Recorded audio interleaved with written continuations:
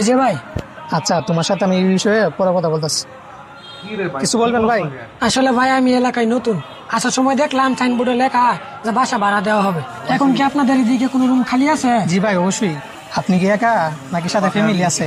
আসলে ভাই এদিকে আমার চাকরিতে নতুন ট্রান্সফার হয়েছে তো, আর আমার ফ্যামিলি আমার গ্রামের বাড়িতে রেখে আছি, আর এদিকে আমি একাই থাকবো। ও আচ্ছা, ঠিক আছে। আপনার নাম কি? জি ভাই, আমার নাম প্রশান্ত সেনগুপ্ত। কি? আপনার নাম প্রশান্ত সেনগুপ্ত? আপনি হিন্দু? জি ভাই, আমি হিন্দু। কেন, কোনো সমস্যা নাকি? দেখেন ভাই, আমার এখানে কোনো হিন্দু লোককে বাসা ভাড়া দেয় না। আপনি অনুগত চেষ্টা করেন। এটা আবার কেমন কথা? আমি হিন্দু বলে আমার বাসা ভাড়া দিবেন না? বিষয়টা বুঝলাম না। আরে বললাম না, এখানে কোনো বাসা ভাড়া হবে না। আপনি যান এখান থেকে।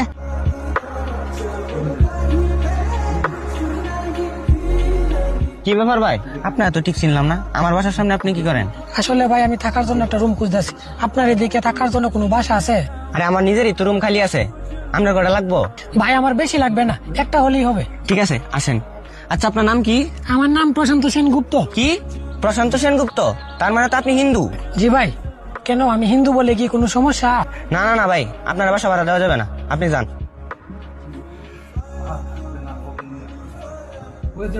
এই যে ভাই, অনেকক্ষণ ধরে আমি খেয়াল করতেছি আপনি হতাশ হইয়া এদিক সেদিক ঘোরাঘুরি করতেছেন। কোনো সমস্যা কি ভাই? জি ভাই, আপনি একদম ঠিক ধরছেন। আমি সকাল থেকে থাকার জন্য একটা রুম খুঁজতেছি, কিন্তু কেউই আমার থাকার জন্য রুম দিতেছে না। কিন্তু আমাদের এদিকে তো অনেক রুম খালি আছে, তাইলে আপনারে রুম দিতেছে না কেন? আমার রুম না দেওয়ার কারণ একটাই, আমি হিন্দু। তাইলে তো আমাদের এদিকে আপনার জন্য রুম পাওয়া খুব মুশকিল হয়ে যাইব। তা আপনি কি করেন?